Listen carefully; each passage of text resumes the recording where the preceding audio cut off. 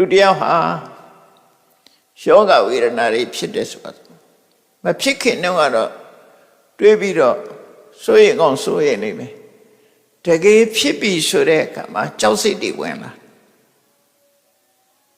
တကယ်ဖြစ်ပြီဆိုတဲ့အချိန်မှာဘလောက်ခံရရှိတယ်လူတယောက်မဖြစ်သေးခင်သူများဖြစ်တာကြတော့အာဘိစကားပြောလို့ရတယ်ကိုဖြစ်ပြီဆိုရင်ကိုယ့်ကိုအာဘိစကားပြောနိုင်ရလားယောဂဝေဒနာဖြစ်လာပြီဆိုရင်ကိုယ်မှဖြစ်လာပြီကိုယ်လက်ကိုလောင်လာတဲ့မီးမပူအောင်နေနိုင်ရလားဖြစ်နိုင်ရလားအဘရာတုထာမောဝိရိတဘောဆိုတာအဲ့လိုဒုက္ခဒုက္ခတွေကျုံလာတဲ့အခါမှာဘလောက်ခံနိုင်ရှိတယ်ဆိုတဲ့ပုံမှာမူတည်တာ